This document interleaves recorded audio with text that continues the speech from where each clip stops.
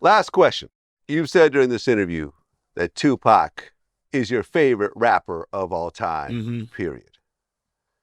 Did you ever watch the Keefe D interview that I did? I never watched it, but I never watched the Ray J and Kim Kardashian sex tape. I never watched the R. Kelly tapes. I'm not interested. I watch Law and Order, A&E, Lifetime movies. I watch shit like that. I was never interested in it, but I've heard and I read up on it, and now he's saying it was all promotion for money now.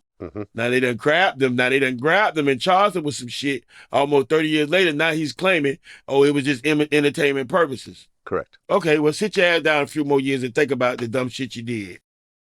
If that's what you wanted to do. Because there are people affected. There were lives affected.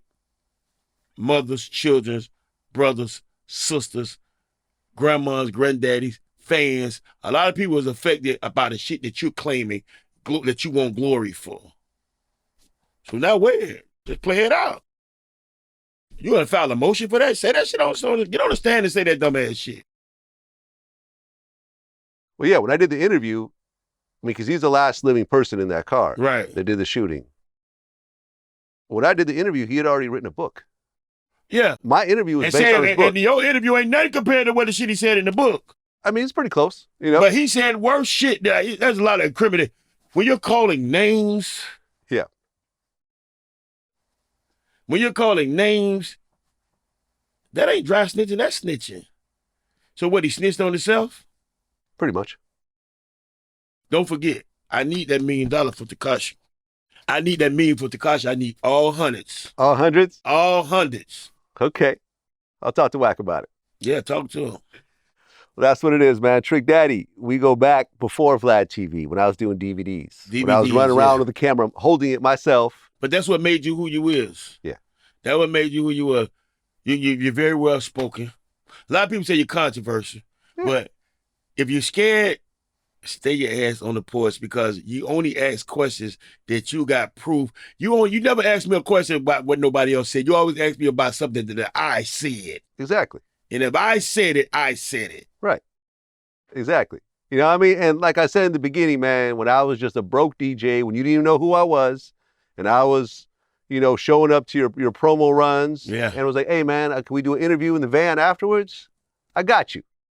And you were doing interviews with me when I was doing DVDs back then. And, man, I've always respected that, because you didn't have to do that. You were doing big radio stations. You were doing Funk Flex, and you were doing BET. You know, some broke DJ with it holding the camera. You didn't have to go and do that, but you did that, man, because you were a real dude. This music game, all us work together when it comes to entertaining. All of us work together. And everybody got to remember that. Yeah, and the person you show love to 10 years later might be someone that you're going to need help from later on. Yeah. That might be the next president of a label. Yeah. Or that might be the next media, you know, mogul right there. And, you know, Lil Flip was the other person that I kind of compared you to during that time. He would always show me love, and I was just a mixtape DJ. You know what I'm saying? And those people, you know, when people's careers go up and down and they need a little help, people like myself remember that. And they'll go out of our way. You know what I mean? They'll give you the promo. They'll throw some money in your pocket and everything else like that, because we remember that. Right. You know what I mean? And I appreciate the way you treated me back then, man. It's great to kind of link up again. This is the first time we've been face to face in 15 years. Yeah, like 15 years, man. Yeah. So it's great, man. I'm glad you're doing well. I wasn't pregnant then. I got pregnant. I done got pregnant. I don't know if I'm pregnant from pork chop, a chicken wing, but I'm pregnant from one of them. Right. And we're actually going to go see a restaurant. Yes. That's Sundays. Sunday's Eatery, man. If you're ever in Miami, come to Sunday's Eatery. Open 6 days a week, closed on Tuesdays. You know what I'm saying?